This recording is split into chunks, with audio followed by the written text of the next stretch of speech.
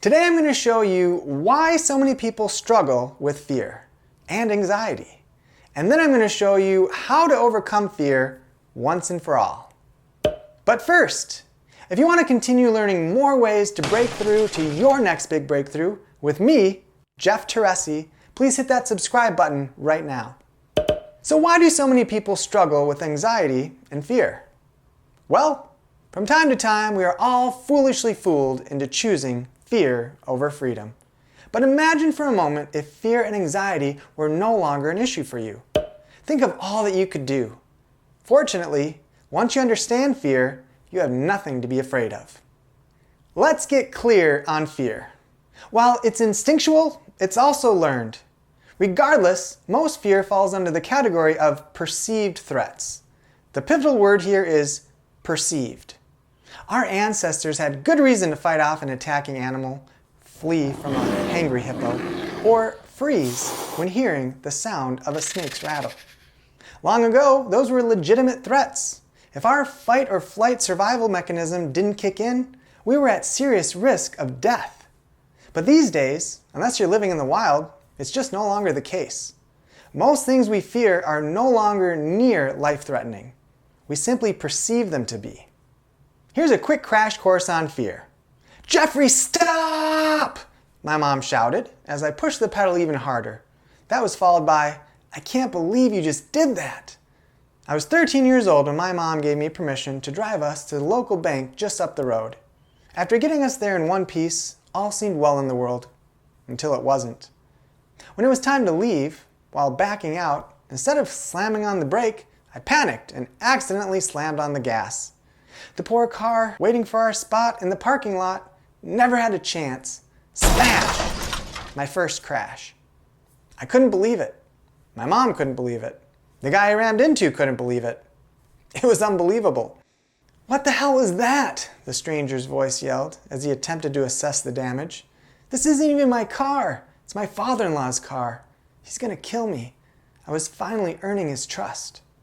His voice began to fade as he was overtaken with concern. I felt horrible. Thoughts sped through my mind as my heart nearly exploded from my chest. There goes my chance at a normal life. It's all over for me now. Handcuffs, prison, that's all that's left for me. My flight response kicked in and I ran to the nearest grocery store to hide. After what seemed like an eternity, which in reality was however long it took for them to exchange insurance information, my mom came to get me. Somehow, she amazingly convinced the driver she had been the one driving.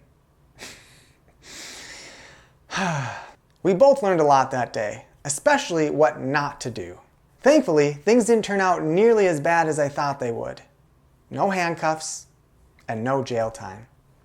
The point is this. Our minds are continuously playing worst-case scenarios almost all day long. We've become experts at it. And even though reality rarely reflects those worst-case scenarios, our imaginations often cook up nightmarish meals that are almost impossible to digest. What's the worst part about all this? Our insides can't tell the difference between imagination and reality.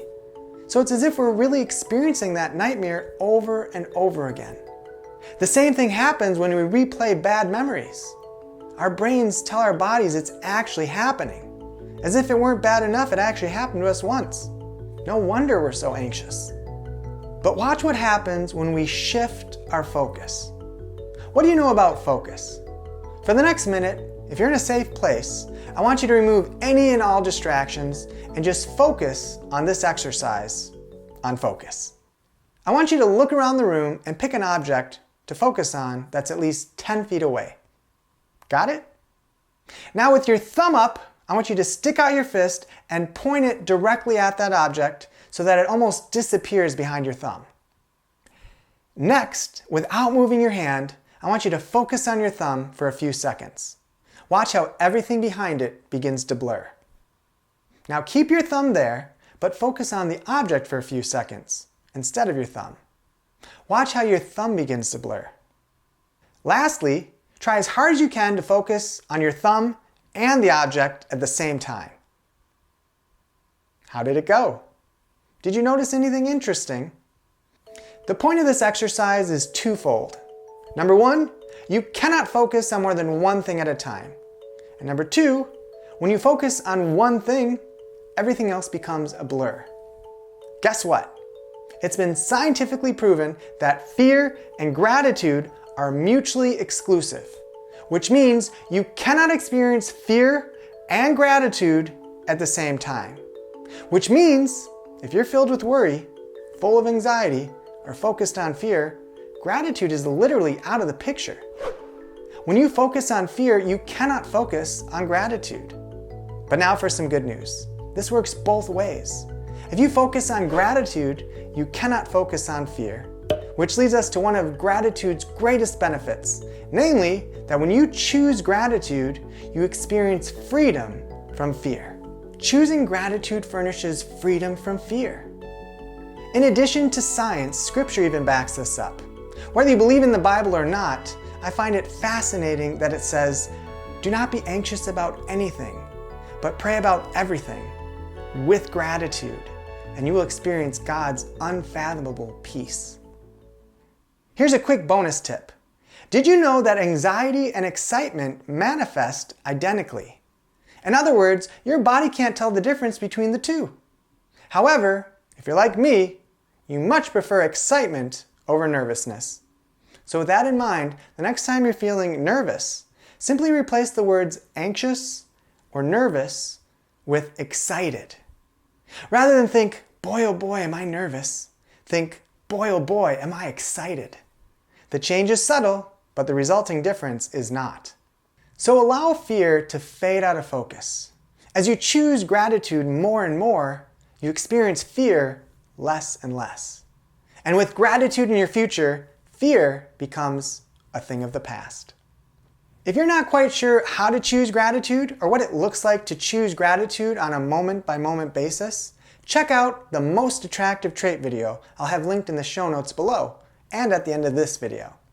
Hey, if this video added value to your life, please hit that thumbs up and share it with at least 1,611 people that you love, like, or know.